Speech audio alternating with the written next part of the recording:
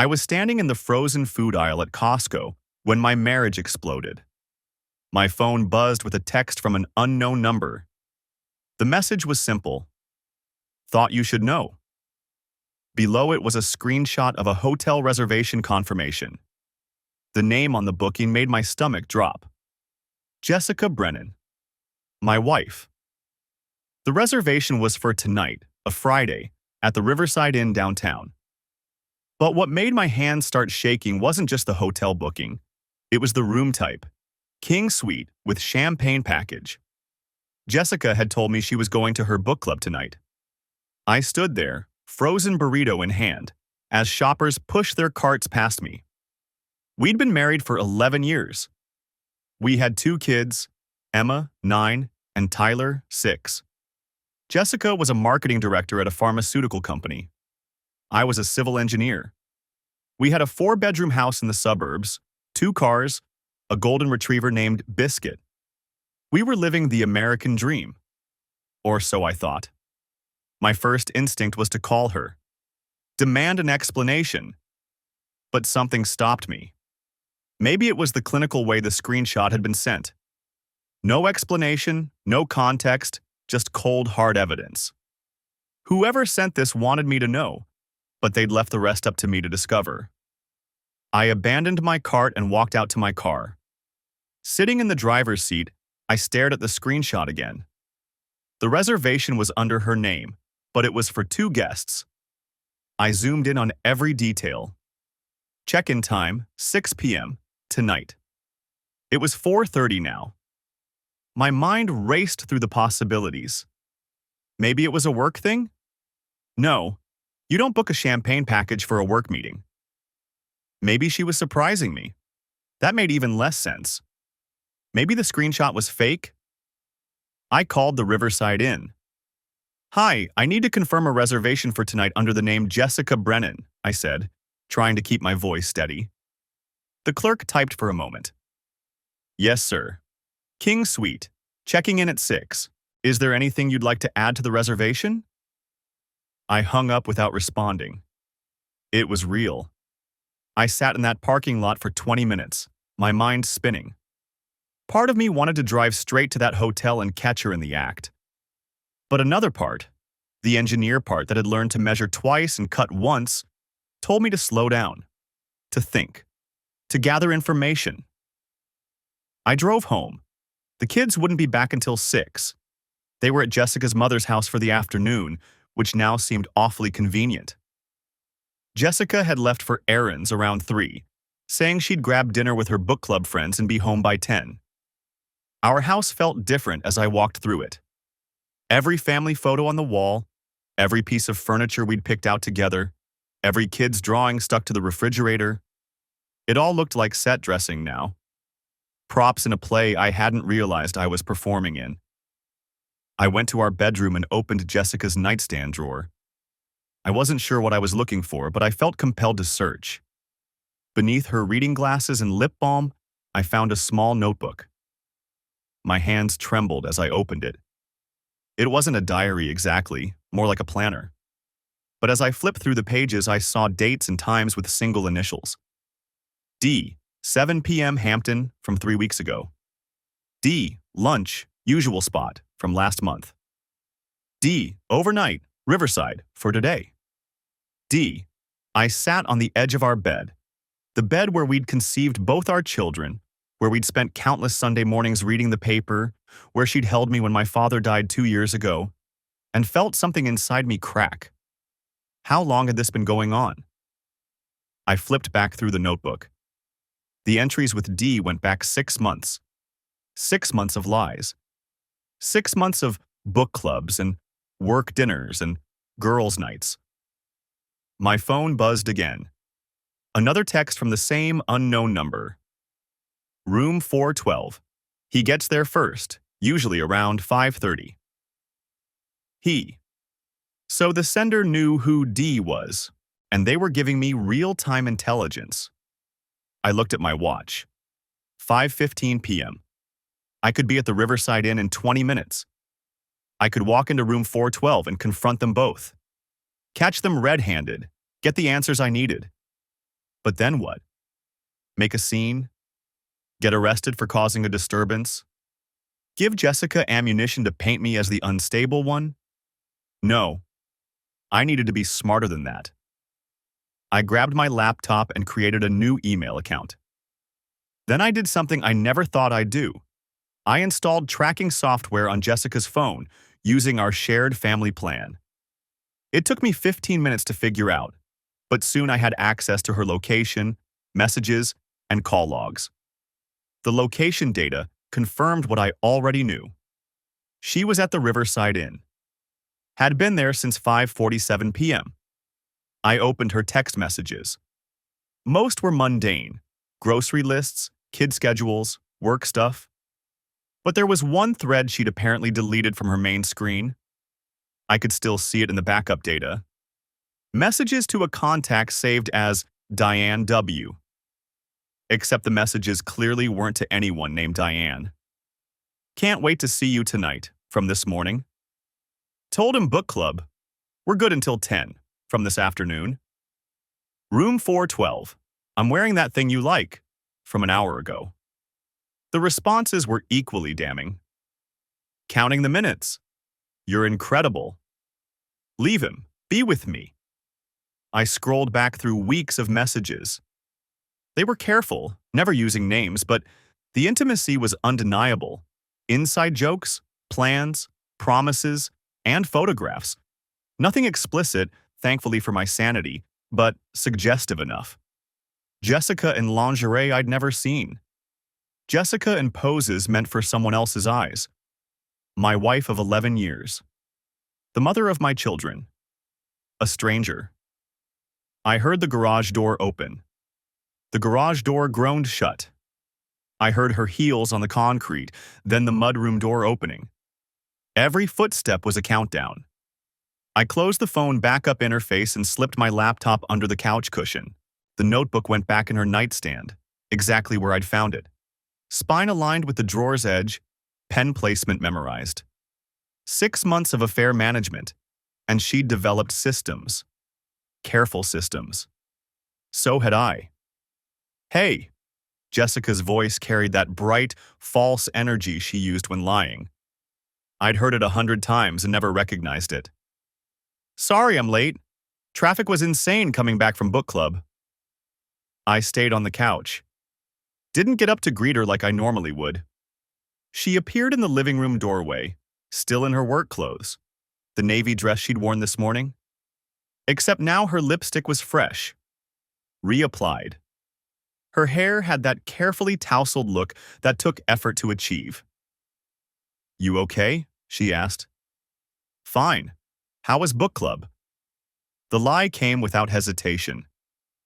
Good. We're reading that new thriller everyone's talking about. The one with the husband who… She stopped. You know what? It's actually kind of dark. I won't spoil it. Thoughtful. She kicked off her heels, watching me. You seem weird. Long day. Want me to heat up dinner? I could make that pasta thing you like. I looked at her. Really looked. 11 years of marriage, and I was staring at a stranger who'd just spent 2 hours in room 412 of the Riverside Inn with a man whose name started with D. A stranger who was now offering to make me pasta. I already ate, I said. Oh. She shifted her weight. Okay, well, I'm going to take a shower. She disappeared upstairs. I heard the bathroom door close, then water running through the pipes. I pulled out my laptop and opened the tracking software. Her phone was moving around the bathroom. Then it stopped, probably on the counter while she showered. The location history showed exactly what I expected. Her office until 4:47 p.m. Then, a 23-minute drive to the Riverside Inn downtown. 2 hours and 14 minutes stationary at that location. Then the drive home. Book club met at Patricia Holbrook's house in Meadowbrook, 12 minutes north. Jessica's phone had never been anywhere near Meadowbrook tonight. I screenshotted everything. Saved it to 3 different cloud accounts.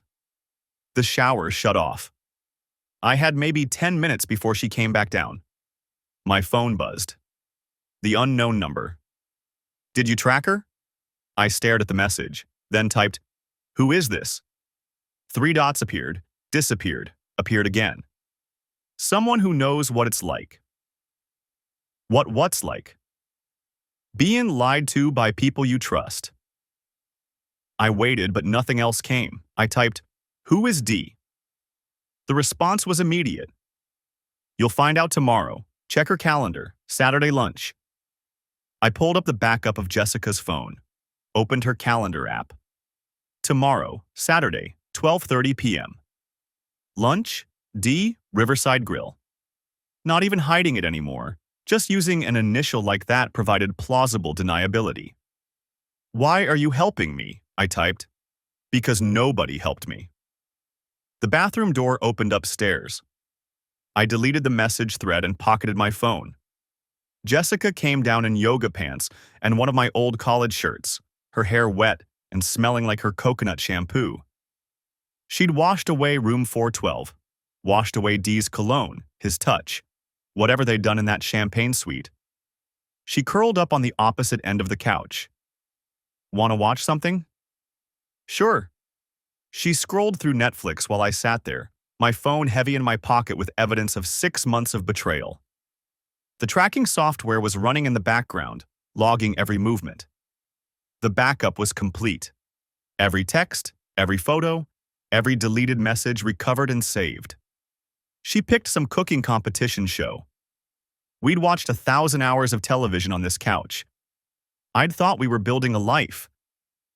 "Oh," she said suddenly, "I forgot to mention, I have lunch plans tomorrow. Meeting an old college friend who's in town." "Yeah?" "Just a quick catch-up thing. I should be back by 2. I nodded, watched some chef explain the proper way to sear scallops. "Which friend?" I asked. The briefest hesitation. Diane Walker. We were in the same sorority." There it was. The contact name from her deleted messages. Diane W. She'd built an entire cover identity for her affair partner. Probably told me stories about college Diane over the years, establishing the background for exactly this kind of lie. "That's nice," I said. "Where are you meeting?" "Just someplace downtown. The Riverside Grill, I think." The same restaurant from her calendar. She was giving me checkable details, probably figuring I'd never bother to verify. Why would I? I was the trusting husband who believed in book clubs and college friends. "Sounds good," I said. We watched 3 more episodes. She laughed at the judge's comments, leaned against me during the commercial breaks, acted like everything was normal. At 11, we went upstairs. She brushed her teeth while I changed into sweatpants. We got into bed, the same bed we'd shared for 11 years, where our kids had been conceived, where we'd talked about dreams and plans and growing old together. She kissed my cheek. "Love you?" "Love you too." The words felt like ash in my mouth. She fell asleep within minutes, her breathing going slow and steady. I lay there in the dark, listening to her sleep, watching the ceiling fan rotate in the ambient light from the street. My phone was on my nightstand, tracking her phone on hers. The anonymous messenger knew about tomorrow's lunch, knew about room 412, knew things that suggested either intimate knowledge of Jessica's affair or access to information I was only now discovering. Because nobody helped me. Someone who'd been through this, someone who'd been betrayed and had to figure it out alone, now playing guardian angel to other victims, or playing a different game entirely. I thought about tomorrow. Jessica meeting D at the Riverside Grill at 12:30. A public place, a daytime meeting, bold. 6 months in, they were getting comfortable. Sloppy. The engineer part of my brain was already working through scenarios. I could follow her, confront them both. I could show up at the restaurant, make a scene. I could call her out right now, show her the screenshots, the tracking data, the recovered messages. But that same analytical part knew better. Evidence gathered in anger was evidence that could be disputed, explained away, turned back on me. I needed everything documented. I needed to understand the full scope before I made any moves. I needed to know who D was. Tomorrow at the Riverside Grill, I'd find out. I rolled over, my back to Jessica.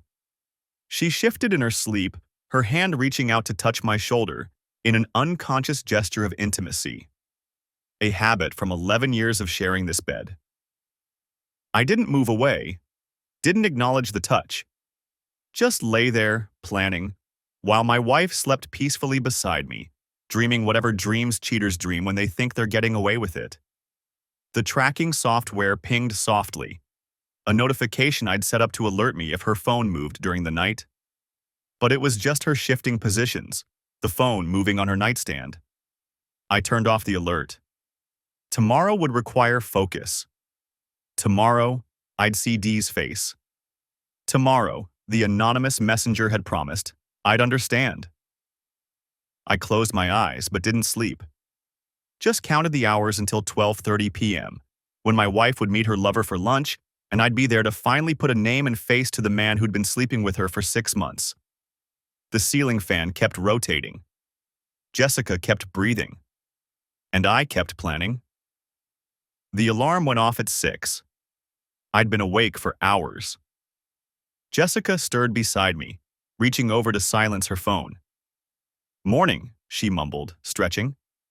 Like nothing was wrong, like she hadn't spent yesterday afternoon in a hotel room with someone else. "Morning," I said, getting up. My voice sounded normal, neutral. The engineer part of my brain had taken over completely now, running calculations, measuring angles, planning the next steps. I made coffee while she showered. The routine of it, scooping grounds, filling the reservoir, pressing start, felt like moving through someone else's life. The kitchen smelled like the vanilla creamer she liked. Emma's spelling test was still magnetized to the fridge, a gold star sticker in the corner. Tyler's drawing of our family, all stick figures holding hands under a smiling sun. My phone buzzed. The unknown number.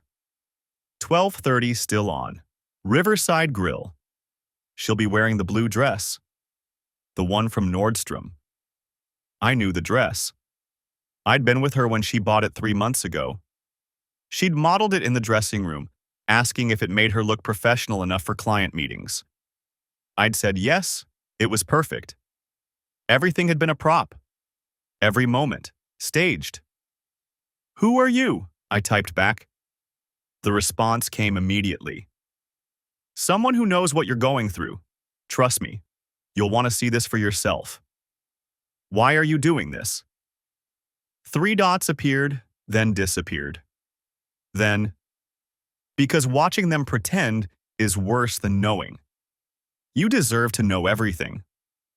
Jessica came downstairs in her robe, hair wrapped in a towel. "You're up early," she said, pouring coffee. "Couldn't sleep?" "Project deadline," I lied. "Wanted to get a head start on some calculations." She nodded, distracted, checking her own phone. I watched her face for any sign, guilt, anxiety, anything. But she just scrolled through emails, sipping her coffee, completely composed. "So, lunch with Diane today?" I asked casually. "What time?" 12:30, she said without looking up. "At that new place downtown, Riverside Grill." The lie came so easily, no hesitation, no tells. "Sounds nice," I said. "How long has it been since you've seen her?" "Oh, years. Since before we had Emma." She smiled, setting down her phone. "It'll be good to catch up." I wanted to ask more, push harder, see if she'd slip. But the engineer in me knew better. "Don't show your hand. Don't give away what you know." "Well, have fun," I said. "I'll probably work through lunch anyway." She kissed my cheek on her way to the bedroom. I stood there, coffee mug in hand, feeling the ghost of her lips on my skin. By 11, I was parked 3 blocks from Riverside Grill in my truck. I'd told Jessica I was heading to the office, but I'd driven straight downtown instead. The restaurant was in a renovated warehouse district, all exposed brick and industrial lighting. The kind of place Jessica loved. Trendy, Instagram-worthy. My phone buzzed. The unknown number again. Corner booth, back left. They always sit there. Always. The word stuck in my throat. How many times? I typed. Every Saturday for the past month. Before that, it was the hotel. 6 months of notebook entries. 4 weeks of Saturday lunches. I did the math automatically, couldn't help it. 26 weeks. Subtract 4. 22 hotel meetings, give or take. Plus however many times I didn't know about. Parking lots, late nights at the office, business trips. The numbers made it real in a way the emotions couldn't. At 12:15, I moved to a coffee shop across the street with a clear view of the restaurant entrance. Ordered an espresso I wouldn't drink. Sat by the window with my laptop open, looking like any other remote worker. At 12:28, Jessica's car pulled up to the valet stand. She stepped out in the blue dress, hair down, wearing the pearl earrings I'd given her for our 10th anniversary. She looked beautiful. Radiant, even. The way she used to look when we first started dating, when everything was new and full of possibility. She checked her phone, smiled at something on the screen, then walked into the restaurant. My hands were shaking. I set down the espresso cup before I could drop it. At 12:31, a black Audi pulled up. The valet took the keys from a man in his 40s, tall, fit, wearing an expensive suit. Dark hair going gray at the temples. The kind of distinguished look that came with corner offices and 6-figure salaries. He walked into the restaurant like he owned it. My phone buzzed. That's him. David Preston, VP of Sales at MedTech Solutions. They met at a pharmaceutical conference last year. David Preston. Not Diane. I opened a new browser window, searched his name. LinkedIn profile loaded. Vice President of Sales, MedTech Solutions. Stanford MBA, divorced, 2 kids from a previous marriage. There were photos. Him at industry events, giving presentations, shaking hands with executives. In one photo from 6 months ago, a pharmaceutical innovation summit in Phoenix, I could see Jessica in the background, laughing at something someone was saying. That was the first entry in her notebook. Phoenix, March 15th. I zoomed in on the photo. They weren't standing together, weren't even looking at each other. But now I knew. That's where it started. My phone buzzed again. Go inside. There's a bar area with a view of the dining room. You need to see this. I stared at the message. Part of me wanted to drive away, pretend I'd never seen any of this. Go pick up the kids from my mother's house, take them to the park, live in the comfortable life for just a little longer. But I was already standing, already walking across the street. The engineer in me needed data, needed confirmation, needed to measure the full scope of the damage before I could calculate the repairs. Or the demolition. The restaurant was busy with the Saturday lunch crowd. I walked past the hostess stand, heading straight for the bar like I belonged there. Ordered a bourbon I wouldn't drink. The bartender barely looked at me. From my seat, I had a clear sight line to the back corner booth. Jessica sat across from David Preston, leaning forward, animated. She was telling a story, hands moving expressively. He watched her with complete attention, smiling, nodding. When she finished, he reached across the table and took her hand. She let him. They sat like that for a moment, fingers intertwined, looking at each other like they were the only 2 people in the room. Then the waiter appeared, and they separated smoothly, professionally. Ordered wine, studied menus. To anyone else, they'd look like business colleagues having lunch. But I saw the way she touched her hair when she talked to him. The way she laughed, that genuine laugh I hadn't heard in months. The way he looked at her, like she was the most fascinating person he'd ever met. I'd looked at her like that once. 11 years ago, when I'd proposed on the beach in Santa Monica. She'd said yes before I'd even finished asking. My phone buzzed. I'm sorry you have to see this, but you needed to know it's real. I typed back, "Who are you? How do you know all this?"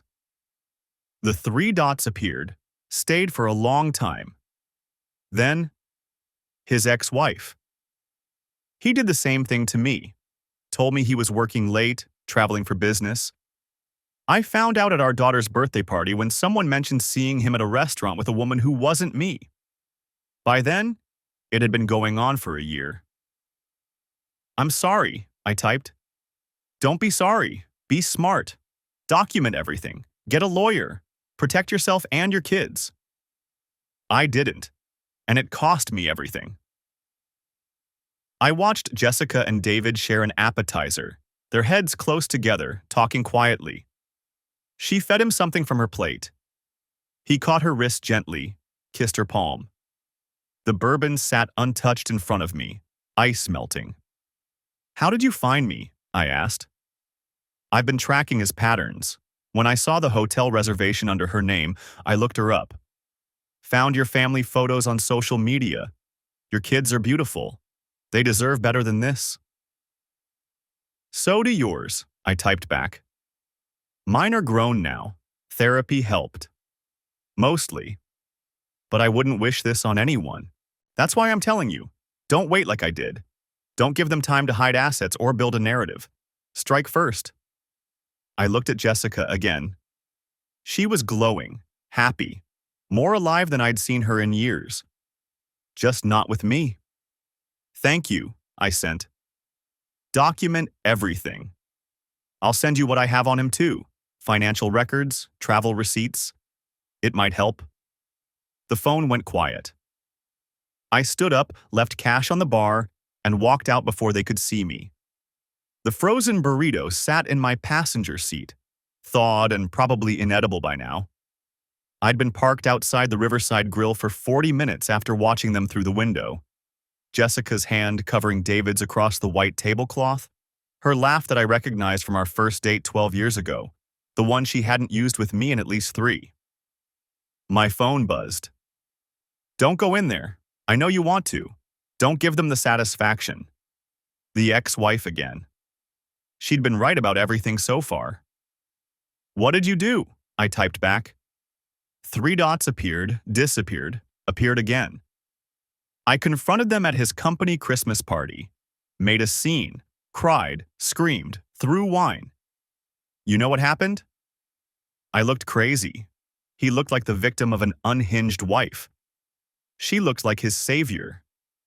The narrative became about my behavior, not his betrayal. Everyone forgot he was screwing a married woman. They only remembered me losing it in public. I watched Jessica lean in closer to David, her fingers tracing patterns on his wrist. Then what? Then I got a lawyer who took me for everything because I hadn't documented properly, hadn't secured finances, hadn't protected myself. I was so focused on my pain that I forgot to be strategic. Don't make my mistakes. The engineer part of my brain knew she was right. Measure twice, cut once. But the husband part wanted to walk in there and flip that table, watch the champagne glasses shatter, make them feel a fraction of what I felt. "Meet me tomorrow. 10 a.m. I have something you need to see."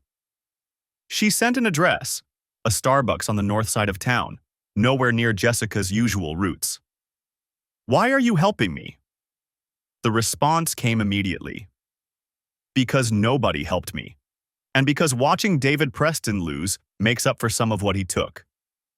I started the engine. Jessica and David were ordering dessert, settling in for the long afternoon she'd told me she was spending at the outlets with her sister. Another lie I'd already verified. Her sister was in Phoenix for a bachelorette party. Instagram stories showing poolside margaritas and desert sunsets. The tracking app showed Jessica's phone still at the restaurant. I drove home, that frozen burrito leaking condensation onto my leather seat, and started doing what I should have done from the beginning. I photographed everything. The notebook with its 6 months of coded entries. The deleted contact Diane W. I backed up our joint bank statements, credit card records, mortgage documents. I screenshot her location history from the tracking app, building a timeline of every Thursday book club and Saturday shopping trip. In our home office, I found the file cabinet where Jessica kept her work documents. MedTech Solutions appeared on conference materials from last March, the Pharmaceutical Sales Summit in Denver, where she'd given a presentation on integrated marketing strategies. David Preston's name was on the attendee list, his company logo on the sponsor page. March 15th. 6 months and 1 week ago. The notebook's first entry was March 17th. 2 days. That's all it took for my wife to meet someone and decide our 11 years together were negotiable. I photographed the conference materials, the attendee lists, every piece of evidence that established timeline and opportunity. Then I put everything back exactly as I'd found it. My phone showed 4:47 p.m. Jessica's dot was moving now, heading west toward the mall, establishing her cover story, probably buying something she could show me as proof of her shopping trip. I opened my laptop and started a new folder, Project Documentation. Engineers love their documentation. Every screenshot, every photo, every piece of evidence went into organized subfolders: timeline, financial, communications, location data. The anonymous number texted again. Good. You're being smart. Tomorrow I'll show you the financial side. How he hid assets from me, how she helped him do it. You'll want to look for the same patterns. How do you know I'm being smart? Because you're not at that restaurant. Because you're still thinking clearly. Stay that way. I thought about David's ex-wife, whoever she was, watching her own husband slip away into someone else's arms. Watching Jessica become the other woman in someone else's marriage before becoming the cheating wife in mine. There was a symmetry to it that felt almost mathematical. Emma's drawing was still on the refrigerator, our family as stick figures holding hands, a yellow sun in the corner. I love my family, written in purple crayon. She'd made it for Father's Day 3 months ago. 3 months into Jessica's affair with David. 3 months of Jessica kissing our daughter goodnight and then texting another man about leaving me. I took a photo of the drawing. Added it to the folder. The garage door opener hummed at 6:23 p.m. I was in the living room, laptop closed, watching a baseball game I wasn't seeing. The Rockies were losing to someone. I didn't care. Hey! Jessica's voice carried that bright, artificial cheerfulness I'd started recognizing as her lying tone. Sorry I'm later than I thought. The outlets were crazy busy. She appeared in the doorway with 2 shopping bags, Nordstrom and Pottery Barn. Find anything good? My voice sounded normal. Interested. I'd gotten better at this over the past 36 hours. Just some new towels for the guest bathroom. And this cute top. She pulled out a blue blouse, held it against herself. What do you think? Looks nice. How was your day? Did you get your project proposal finished? The casual domesticity of it. The performance. She was good at this. I'd give her that. 11 years of marriage had taught her exactly how to play the role of faithful wife. Yeah, send it off to the client this afternoon. Should hear back Monday. That's great, honey. She kissed my forehead in passing, heading toward the kitchen. I'm starving. Want me to heat up some leftovers? I watched her move through our kitchen, putting away her purchases, checking her phone, pouring a glass of wine. The same routine as 1,000 other Saturday evenings. Except now, I knew where she'd really been, who she'd really been with, what she was really thinking about while she went through these motions. Emma called earlier, Jessica said, pulling containers from the refrigerator. She's having a great time at your mom's. Wants to stay an extra night. That's fine. Tyler, too. Your mom's taking them to that new trampoline park tomorrow. She smiled, that same smile I'd fallen in love with. Gives us a quiet Sunday. We could sleep in, maybe go to brunch. While David was probably texting her about their next meeting, while she was calculating how to fit me and him into the same weekend. Sounds good, I said. My phone buzzed with a text from the anonymous number. 10 a.m. tomorrow. Don't be late, and don't tell her you're meeting anyone. Jessica glanced over. Who's that? Just my buddy from work. Wants to grab coffee tomorrow morning. The lie came easily. I was learning. Oh, that's fine. I was thinking of going to yoga anyway. She turned back to the stove, heating up Thursday's chicken parmesan. The 9 a.m. class. I pulled up her location history. Last Sunday, 9 a.m. yoga class had actually been brunch at the Riverside Inn. Room service charges on our credit card that I'd found buried in the statement. $87.43 for champagne and Belgian waffles. Sounds good, I repeated. We ate dinner on the couch, watching some home renovation show where couples argued about backsplash tiles and crown molding. Jessica laughed at the right moments, made comments about our own kitchen remodel we'd been planning. Normal, comfortable. 11 years of practiced intimacy. Except I kept seeing her hand on David's wrist. Kept hearing the ex-wife's warning about confrontation, about becoming the villain in my own story. At 9:47 p.m., Jessica's phone lit up on the coffee table. She grabbed it quickly, but not before I saw the name. Diane W. Miss you already. Can't wait for next weekend. She typed something back, her thumbs moving fast, then deleted the message thread. Stood up, stretched. I'm exhausted. Think I'll head to bed early. I'll be up in a bit. I waited until I heard the bedroom door close, then opened my laptop. Project documentation stared back at me, folders full of evidence that my marriage was a performance, my wife a stranger wearing a familiar face.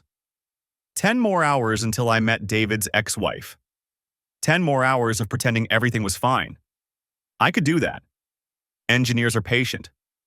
We build things slowly, carefully, making sure every measurement is exact before we make the cut. Measure twice, cut once. I was still measuring. The coffee shop was one of those aggressively neutral chains. Beige walls, abstract art that meant nothing, the hiss of steam wands providing white noise for a dozen quiet conversations. I arrived 15 minutes early, ordered black coffee I didn't want, and chose a table in the back corner where I could watch the door. David's ex-wife walked in at exactly 10 o'clock. I recognized her immediately, though I'd never seen her before. She had that particular tension in her shoulders, the same watchful quality I developed over the past week.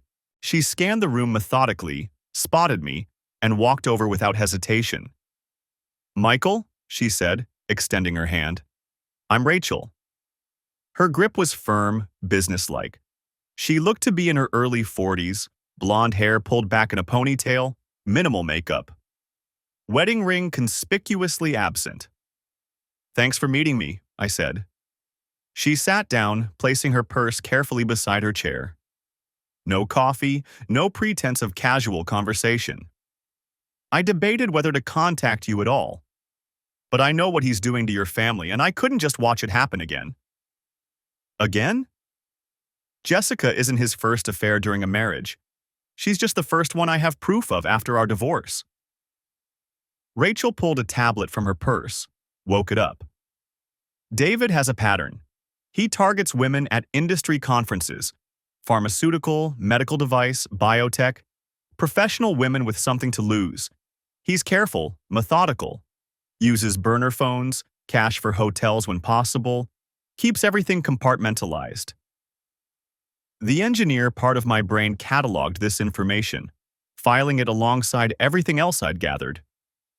You said something about hidden assets. That's where it gets interesting. She turned the tablet toward me. During our marriage, David started moving money. Not huge amounts at first, just enough that I wouldn't notice.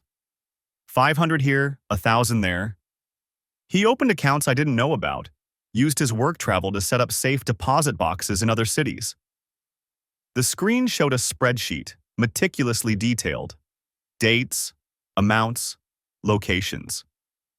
By the time I caught him with his assistant, that was affair number 3 that I knew about, he'd squirreled away almost $200,000.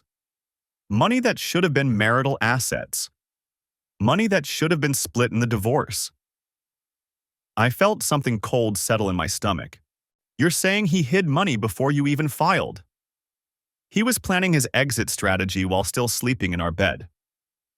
Rachel's voice was flat, emotionless. Years of practice keeping the bitterness contained. I only found out about half of it during discovery. My attorney wasn't thorough enough, and David's lawyer ran circles around us. I got the house, he got his retirement accounts, and we split what was visible. But I know there's more. She swiped to another document. Bank statements from an institution I didn't recognize. After the divorce, I started digging. Hired a forensic accountant, paid out of pocket because I couldn't afford to reopen the case without solid proof. We found 3 accounts in his name only, opened during our marriage. 1 in Denver, 1 in Phoenix, 1 in Seattle. All cities where he had regular business travel. How much? Combined? At least $350,000. Maybe more. She met my eyes. And now he's dating your wife who works in pharmaceutical marketing, who travels to conferences, who probably has her own income that he's already calculating how to access. The pieces aligned with sickening clarity. Jessica's promotion last year, her new responsibilities that included travel budget oversight, the pharmaceutical conference in Phoenix where this whole thing started. You think he's using her to hide more money. I think he's grooming her to leave you, and when she does, she'll take whatever assets she can liquidate quickly. Then David will help her invest that money somewhere safe. Somewhere you won't find it in divorce proceedings. Rachel pulled up another file. Look at the timeline. He started the affair 6 months ago. That's his pattern. 6 months of building trust, creating emotional dependency. Then he starts talking about leaving their spouses, starting fresh together, making financial plans. I thought about Jessica's behavior over the past months. The new interest in our investment accounts. Her suggestion that we refinance the house to access equity for renovations we'd been putting off. Her questions about my retirement funds from the engineering firm. She asked me about liquidating some stocks last month, I heard myself say. Said she'd been reading about market volatility, thought we should move things around. Rachel nodded grimly. He's coaching her. Probably told her it's about securing your future together, protecting assets before the messy divorce, making it seem like she's being smart, strategic. She closed the tablet. By the time you file, half your accessible money could be gone. Transferred to accounts you don't know exist, in cities you've never visited. The coffee had gone cold in my hands. I set it down carefully, fighting the urge to throw it across the room. Why are you telling me this? What do you want? I want you to nail him. No hesitation, no pretense. I want you to find what I couldn't find, document what I couldn't prove, and when you do, I want you to share it with my attorney so I can reopen my case. She pulled out a business card, slid it across the table. This is my forensic accountant. He's good, expensive, and he knows David's patterns. He can help you trace anything Jessica tries to move. I picked up the card. Robert Walsh, CPA, CFE, a downtown address. I've already started documenting everything, I said. Screenshots, tracking data, her notebook with the coded entries. That's good for proving the affair, but you need to go deeper. Rachel leaned forward. Check your credit report. Look for any cards or loans opened in your name that you didn't authorize. Review every bank statement for the past year. Look for small transfers, unusual purchases, cash withdrawals that don't match her normal patterns. Check if she's opened any new accounts, especially at banks you don't normally use. My phone buzzed. A text from Jessica. Grocery store after work. Need anything? The casual domesticity of it made my jaw clench. I typed back, "We're good, thanks." Rachel watched me, understanding in her eyes. The hardest part is maintaining the facade, acting normal while you're documenting everything. But you have to. If she suspects you know, she'll accelerate whatever timeline they're working on. How long did you wait before confronting him? 3 weeks. Not long enough? She stood, gathering her purse. I got angry, confronted him at home. He had 2 days to move money before I could get a restraining order on our accounts. 2 days was all he needed. I stood as well. I won't make that mistake. No, I don't think you will. She paused. One more thing. David keeps a storage unit. I never found out which facility, but I know it exists. He mentioned it once during an argument, said I'd never find everything he'd put away. It's probably where he keeps records, maybe cash. If you can figure out where Jessica might be helping him store things, I'll find it. We shook hands again, two people bound by the same betrayal, separated by years but united in purpose. Good luck, Michael. And when you take him down, because I believe you will, make sure it's thorough. Men like David don't learn unless the consequences are devastating. She walked out, leaving me alone with cold coffee and a growing list of things to investigate. I pulled out my phone and opened our banking app. Started scrolling through 6 months of statements, looking at our financial life with new eyes. Every transaction a potential clue. Every transfer a possible deception. The engineer in me appreciated the puzzle of it. The husband in me wanted to break something. Instead, I saved Robert Walsh's contact information and began making a list. The forensic accountant's office smelled like printer toner and stale coffee. Robert Walsh had the kind of face that suggested he'd seen every financial deception humanity could devise, and found most of them disappointingly unoriginal. Your wife opened 3 accounts in the last 4 months, he said, sliding printouts across his desk. 2 at Mountain West Credit Union, 1 at First Colorado Bank, total deposits of $68,000. I stared at the numbers. $68,000. From our joint savings, our emergency fund, the college accounts I'd been contributing to since Emma was born. The pattern matches what you described from the Preston divorce, Walsh continued.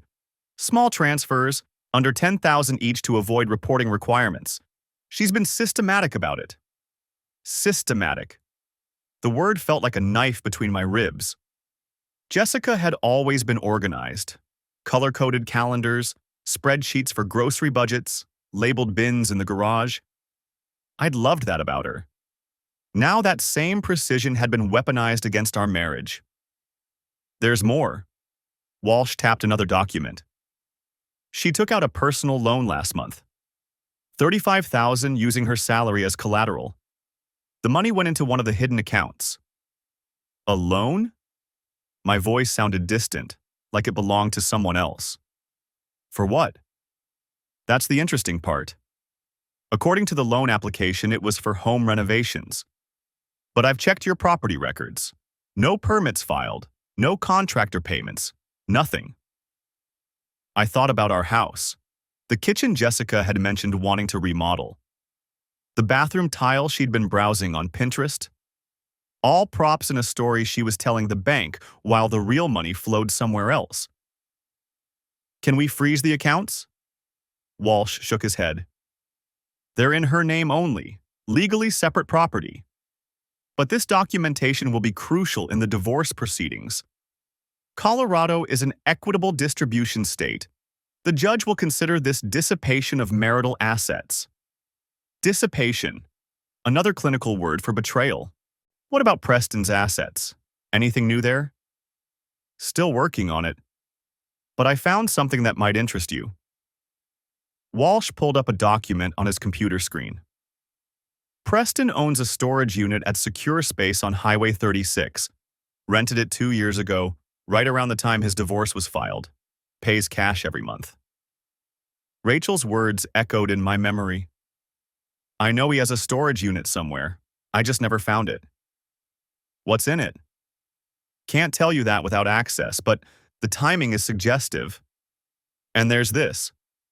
He clicked to another screen. Preston's been making regular cash deposits to a business account. $2,300. Every month like clockwork. The business is registered as Preston Consulting, LLC. Consulting for what?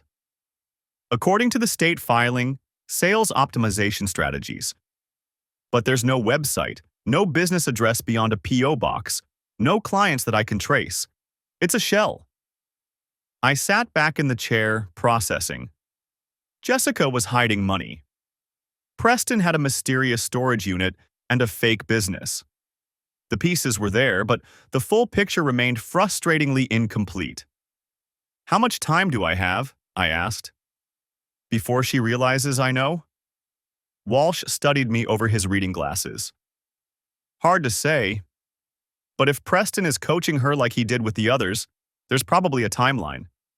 These things tend to accelerate. Once enough assets are moved, she'll file. How long? Based on the Preston divorce timeline and the pattern here, I'd guess 6 to 8 weeks. Maybe less.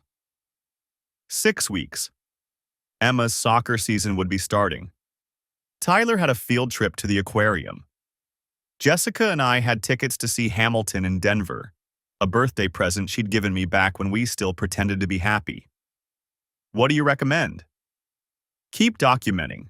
Don't change your behavior. Any deviation could tip her off. And we need to find out what's in that storage unit. Walsh paused. You know anyone who could help with that? I thought about Rachel, sitting across from me at that coffee shop, her eyes hard with the kind of knowledge that comes from being destroyed and rebuilding yourself from the wreckage. Maybe. I met Rachel in the parking lot of a grocery store in Boulder, 30 miles from home. Far enough that we wouldn't run into anyone Jessica or I knew. She arrived in a silver Honda, sunglasses covering half her face despite the overcast sky. You found it, she said when I told her about the storage unit. Not a question.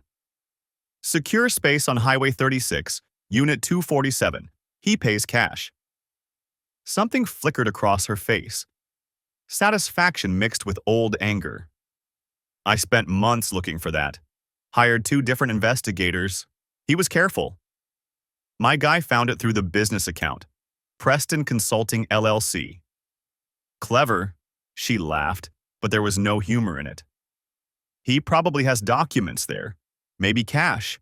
Definitely things he didn't want me to find during discovery. I need to know what's in it. Breaking and entering isn't exactly legal, Michael. I'm not asking you to break in. I'm asking if you know someone who can get us inside legally. Rachel pulled off her sunglasses, and I saw the calculation in her eyes. She'd been planning this moment for 2 years, waiting for someone to find what she couldn't. There's a guy, she said finally. Former cop, runs a private investigation firm now. He has methods. Not always by the book, but nothing that would get thrown out of court. Can you trust him? I trust that he hates men who hide assets from their wives. His mother got cleaned out in a divorce when he was a kid. It made an impression. She pulled out her phone, scrolled through contacts. His name is Kevin Brooks. I'll set up a meeting. Brooks looked like someone who'd spent too many years seeing the worst of human nature and had decided to dress for the occasion. Faded jeans, a flannel shirt that had seen better decades, gray stubble that might have been intentional or might have been neglect. We met at a diner in Longmont, another anonymous location in a growing collection of places where I plotted against my wife. Rachel says you need eyes on a storage unit, Brooks said, dumping sugar into coffee that was already too sweet. The Preston situation. You know about Preston? I worked Rachel's divorce, did some of the asset investigation. Preston's slippery, I'll give him that. But everyone makes mistakes. Can you get inside the unit? Brooks smiled, and it wasn't pleasant. I can get a lot of things. Question is what you want to do with what we find. Document it. Photograph everything. Build a case. For divorce proceedings? For whatever comes next. Brooks studied me the way Walsh had, like he was reading a balance sheet written in my face. You're not the revenge type. I can tell. You're the guy who measures twice and cuts once, builds things to last. He took a long drink of his terrible coffee. But Preston and your wife, they're tearing down what you built, and that makes you dangerous in a different way. I didn't argue. He wasn't wrong. I'll need 48 hours, Brooks said, and $3,000. Half now, half when I deliver the documentation. I'd withdrawn $5,000 from our joint account that morning, small enough not to trigger Jessica's attention, but large enough to fund what came next. I slid an envelope across the table. Brooks counted it without opening the envelope fully, a practiced gesture. You'll hear from me by Friday. Don't call me, don't text me. I'll contact you when it's done. He stood to leave, then paused. One more thing. When this all goes down, and it will go down, remember that you didn't start this. They did. Whatever happens next, they chose it. Then he was gone, leaving me alone with cold eggs and the weight of decisions I'd never imagined making. That night, Jessica came home late from book club. She kissed my cheek, tasting of wine and lies, and asked about my day. Same as always, I said. Worked on the drainage project. Grabbed lunch. Nothing exciting. You're so steady, she said, and I couldn't tell if it was affection or contempt in her voice. I love that about you.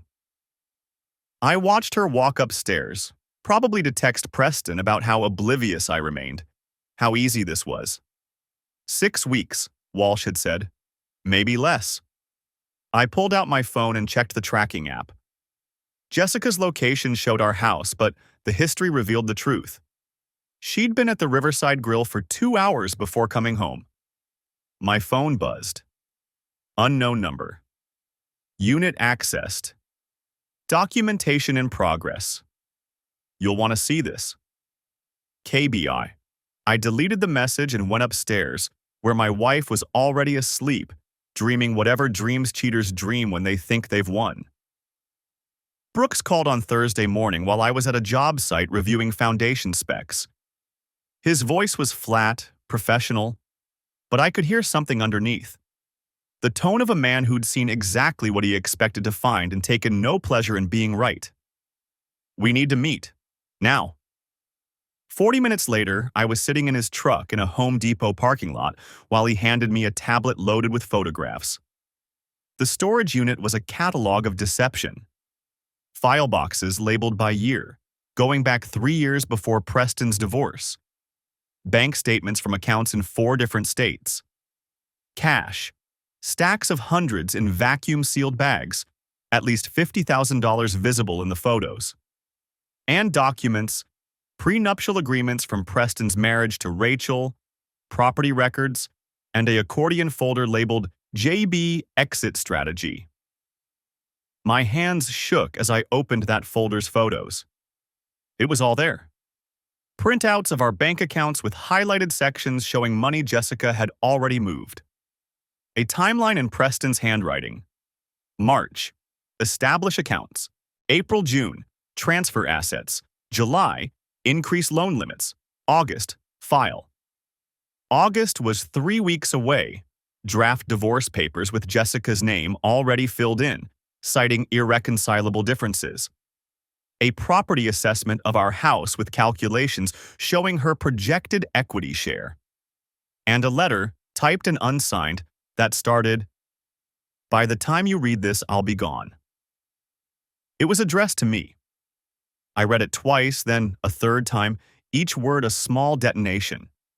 She'd written about growing apart, about finding herself, about how I was a good man but not the right man, about how the kids would adjust, how we'd co-parent successfully, how she hoped I'd understand someday.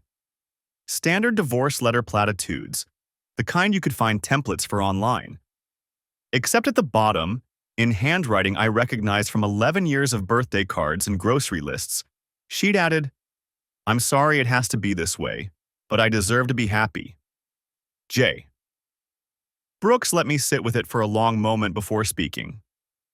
There's more. Preston's been doing this for years. The storage unit has documentation on 2 other women besides Rachel. Same pattern. Pharmaceutical industry, married, assets worth taking.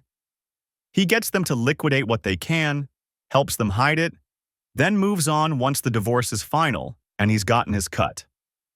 His cut? Preston Consulting LLC isn't just a shell. It's how he launders his take. The women pay him consulting fees for helping them navigate their divorces. 30% of whatever they manage to hide from their husbands. Brooks pulled up another photo. Jessica's already paid him $18,000. There's a contract. I stared at my wife's signature on a document promising David Preston 30% of everything she stole from our marriage.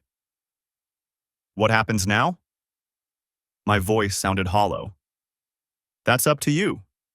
But you've got enough here to bury them both. Fraud, asset concealment, conspiracy to defraud. The DA might even be interested, depending on how aggressive you want to get. I thought about Emma and Tyler, still young enough to believe their parents loved each other. Thought about Christmas mornings and beach vacations and the 1,000 small moments that had built our life together. Thought about Jessica's head on David's shoulder at the Riverside Grill, the way she'd smiled at him like he'd invented happiness. I need copies of everything, I said, and I need you to send the full documentation to Rachel's attorney. Already done. What else? I need a lawyer, the best divorce attorney in Colorado. Brooks smiled grimly. I know just the person. Margaret Winters had an office in downtown Denver with a view of the mountains and a reputation for destroying unfaithful spouses in court. She was 60, steel gray hair, cut sharp as a knife, and she listened to my story without interrupting. When I finished, she opened the files Brooks had sent her and spent 20 minutes reviewing them in silence. Then she looked up. This is the most thoroughly documented case of asset concealment I've seen in 30 years of practice. Your wife and her boyfriend were idiots to keep physical records. Can we get everything back? Everything and then some. Colorado allows for disproportionate distribution when one spouse has dissipated marital assets. We'll get the hidden money, penalties, and I'll push for full custody given her behavior. Plus, Preston's little consulting scheme opens him up to fraud charges. I have contacts at the DA's office who'd love this. How long? I'll file tomorrow. She'll be served at work. More witnesses. Harder for her to spin a narrative. We'll freeze all accounts simultaneously, including the ones she thinks you don't know about. By the time she understands what's happening, it'll be over. I thought about Jessica getting served divorce papers in her office at the pharmaceutical company, surrounded by colleagues. The public humiliation she'd avoided by planning to file first, to control the story. Do it, I said. I picked up Emma and Tyler from school that Friday, took them to their favorite pizza place, and told them Mom and I were going to live in different houses for a while.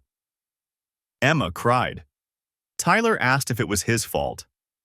I held them both and lied that everything would be okay, because that's what parents do. That night, I packed Jessica's belongings while she was at another book club.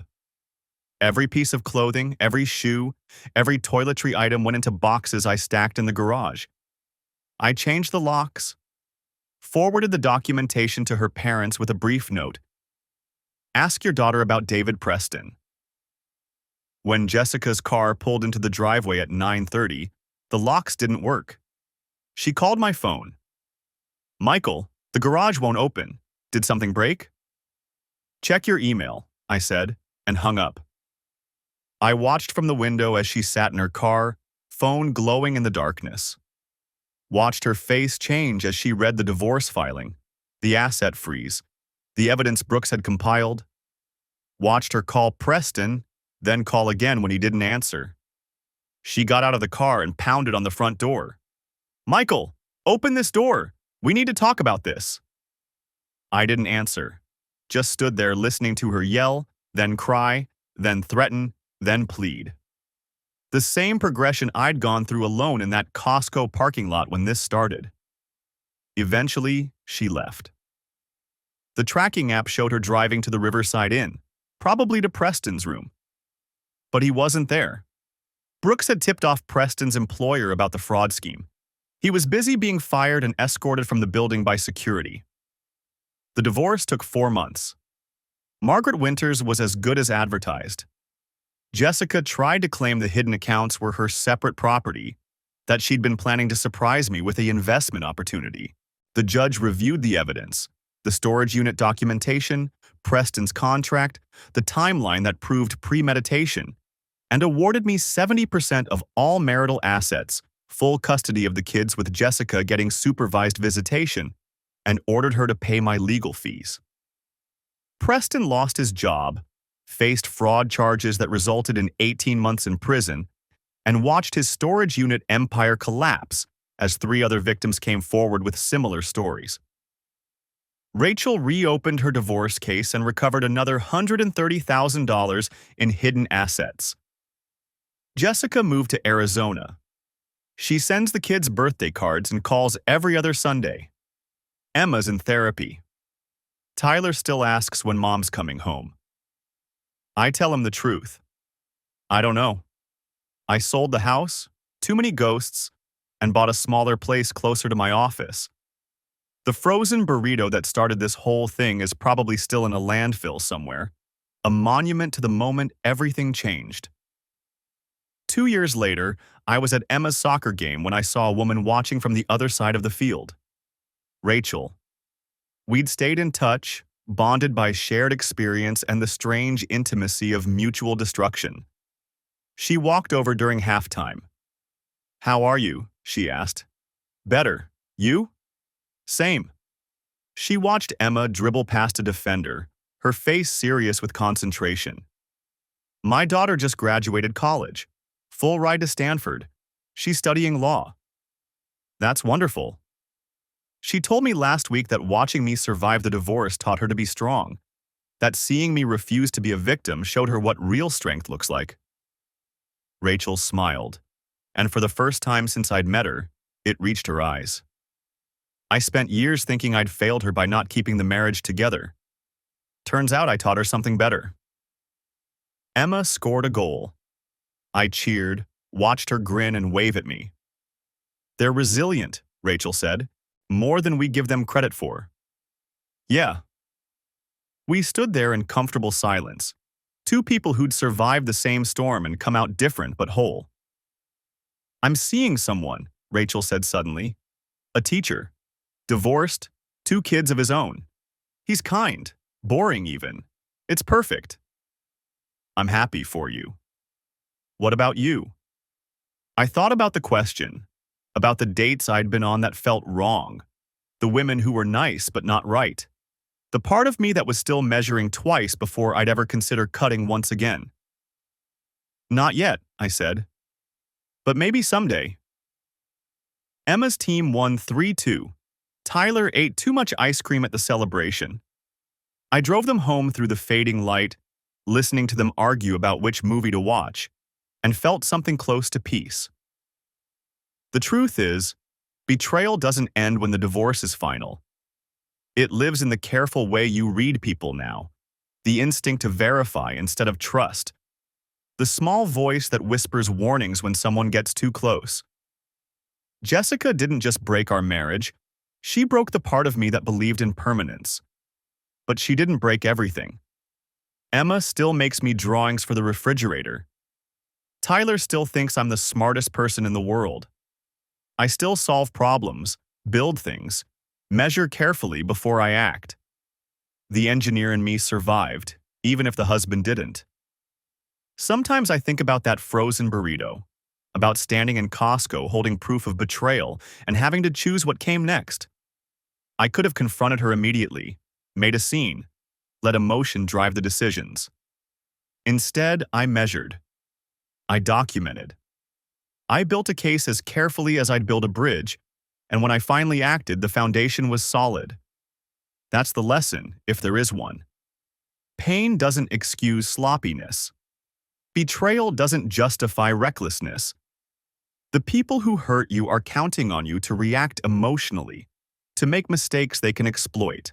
The only way to win is to be colder, smarter, more thorough than they expect. Measure twice, cut once. And when you cut, make sure it's clean. I still see Jessica sometimes at school events, standing awkwardly at the periphery while Emma performs in the choir or Tyler accepts an award. She's thinner now, older looking. Arizona sun and guilt age you fast. She tried to talk to me once to apologize or explain or whatever she thought would help. I walked away. Some conversations aren't worth having. David Preston got out of prison after 14 months. Last I heard, he was selling insurance in Tucson, living in a studio apartment, paying restitution to 4 different women. Rachel sent me a photo once.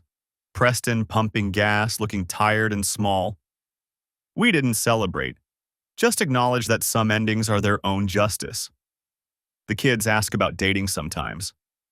Emma wants to know if I'll get married again. Tyler wants a stepmom who bakes cookies. I tell them maybe, someday, when I meet someone worth the risk. But mostly, I'm okay alone.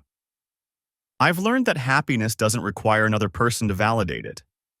That integrity isn't about what you do when people are watching. It's about who you are when everything falls apart. Jessica taught me that in her way. She showed me that love without trust is just performance. That commitment means nothing if it's conditional.